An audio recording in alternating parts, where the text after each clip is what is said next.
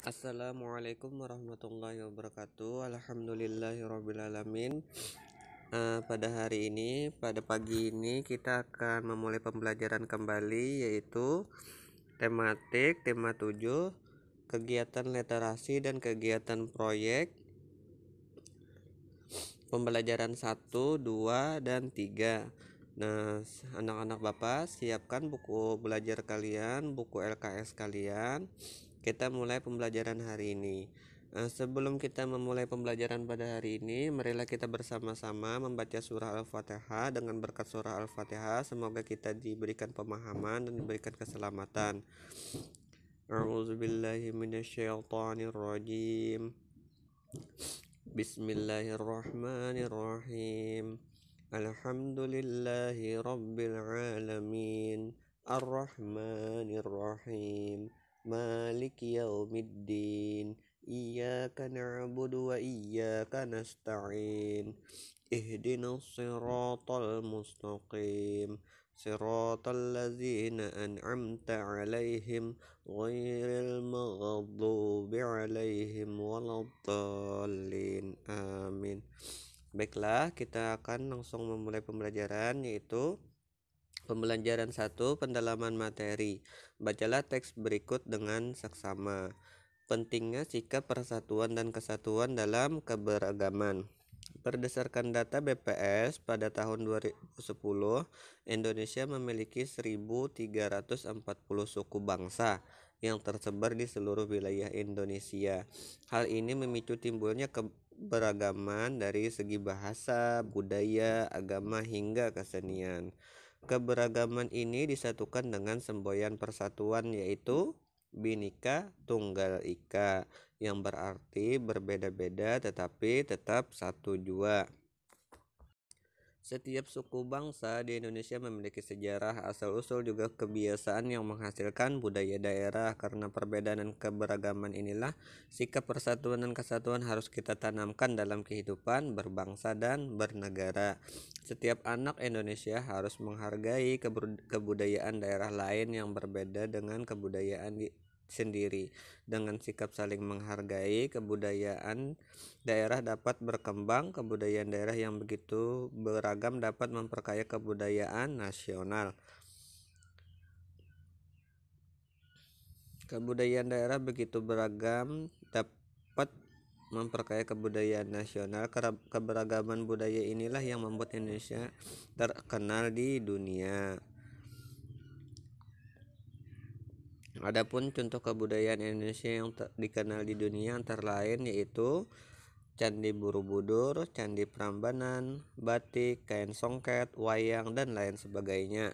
Kebudayaan-kebudayaan tersebut telah dikenal di mancanegara, bahkan banyak wisatawan yang mengagumi kebudayaan Indonesia yang unik dan beragam. Kita harus bangga dengan kebudayaan yang dimiliki Indonesia. Salah satu wujud bangga kita terhadap kebudayaan Indonesia adalah dengan yaitu melestarikan dan menjaga kebudayaan tersebut dengan sebaik-baiknya. Sikap persatuan dan kesatuan dalam kehidupan masyarakat yang begitu beragam sangatlah penting. Dengan persatuan dan kesatuan, kejayaan bangsa dapat tercapai. Selain itu, dengan sikap persatuan dan kesatuan, berbagai permasalahan yang dihadapi suatu bangsa dapat terselesaikan dengan baik. Nah, selanjutnya kita akan pembelajaran yang kedua, yaitu tentang pendalaman materi surat undangan. Surat undangan sudah pernah kita membahasnya, yaitu apa yang dimaksud dengan surat undangan. Surat undangan dimaksud dibuat sebagai permintaan kesediaan seseorang untuk menghadiri suatu acara atau kegiatan. Untuk menulis surat undangan yang baik, kalimat yang digunakan harus efektif, singkat, padat, dan jelas. Bertujuan supaya membacanya dapat mengerti isi surat tersebut. Surat undangan ada banyak macamnya. Berdasarkan kepentingan acaranya, surat undangan dibedakan ada 3 jenis. Pasti kalian sudah tahu kan? Ada surat undangan resmi, setengah resmi, dan tidak resmi. Undangan resmi adalah surat yang mengatasnamakan sebuah instansi atau organisasi dan kedinasan. Adapun contoh keperluan resmi tersebut seperti undangan upacara kenegaraan, undangan pelantikan pejabat, undangan rapat organisasi. Surat undangan resmi memiliki ciri diantaranya memakai kop surat atau kepala surat. Adapun ciri lainnya yaitu menggunakan ragam bahasa resmi, memakai model bentuk surat yang standar, menggunakan kertas yang dikhususkan untuk surat menyurat. Yang kedua, undangan setengah resmi. Surat undangan ini mengatasnamakan perorangan yang bertujuan ke perorangan maupun instansi atau organisasi. Biasanya surat ini digunakan untuk keperluan yang sifatnya juga setengah resmi. Adapun surat contohnya yaitu undangan pertemuan RT RW, undangan syukuran, undangan rapat Karang Taruna, dan undangan arisan keluarga.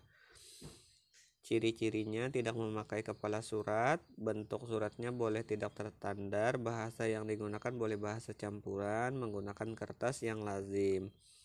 Yang ketiga, undangan tidak resmi. Surat undangan tidak resmi adalah surat yang mengatasnamakan perorangan bertujuan kepada perorangan untuk kepentingan perorangan. Undangan resmi berupa undangan contohnya ulang tahun, syukuran, ciri-cirinya bersifat pribadi. Pengundang harus menyebutkan dirinya dengan kata saya. Serta bahasa yang digunakan boleh tidak baku karena bersifat tidak resmi. Nah, itulah ciri-ciri undangan. Yang ketiga, pembelajaran ketiga, pendalaman materi, relief, dan koran bekas. Pernahkah kamu berkunjung ke Borobudur? Nah, di sana biasanya terdapat relief dengan bentuk menempel, memijit, dan sebagainya.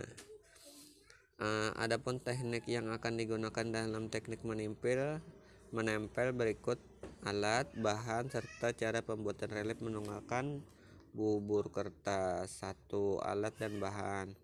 Siapkan alat dan bahan yang diperlukan untuk membuat patung dan koran bekas. Adapun alat dan bahan yang digunakan yaitu 1. Koran bekas, 2. Air hangat secukupnya, 3. Tepung kanji secukupnya, dan 4. Cat kayu atau besi.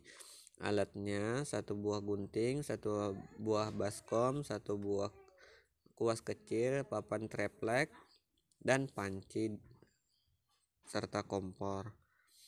2.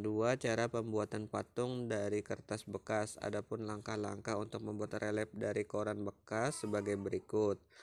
1. Ambil koran bekas yang sudah kamu siapkan, sobek-sobeklah kertas koran tersebut, kemudian rendam kertas tersebut dalam air selama semalam. Jika kertas yang direndam sudah lunak, remes-remeslah hingga lumat dan lembut sehingga menyerupai bubur. Nah, di sana ada contoh gambarnya, kalian bisa melihat.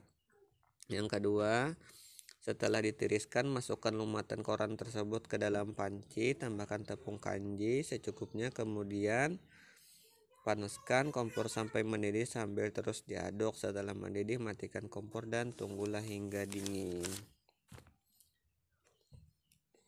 Yang C, bersihkan permukaan papan yang akan digambar. Buat sketsa motif dengan pensel 2B. Motif yang dibuat dapat berupa pola geometris atau pola naturalis. Yang D, setelah sketsa selesai dibuat, tempelkan bubur kertas pada pola tersebut. Terus jangan dijemur di bawah sinar matahari. Hal ini dapat membuat relief menjadi retak. Yang E, adapun relief sudah kering, warnai relief tersebut menggunakan cat kayu atau cat besi yang sudah kamu siapkan sebelumnya. Tunggulah sampai cat mengering, kemudian berilah bingkai dan penggantung. Pajanglah relief pada dinding. Nah, itulah beberapa langkah pembuatan relief. Cara pembuatan patung dari kertas bekas. Nah, pada pembelajaran hari ini kesimpulannya yaitu kita tadi membuat relief dari koran bekas. ada beberapa macam. Yang kedua, undangan itu ada undangan resmi, undangan setengah resmi, dan undangan tidak resmi. Yang pertama yaitu kita harus penting menjaga sikap persatuan dan kesatuan dalam keberagaman. Sampai di sini pembelajaran kita pada hari ini. Assalamualaikum warahmatullahi wabarakatuh.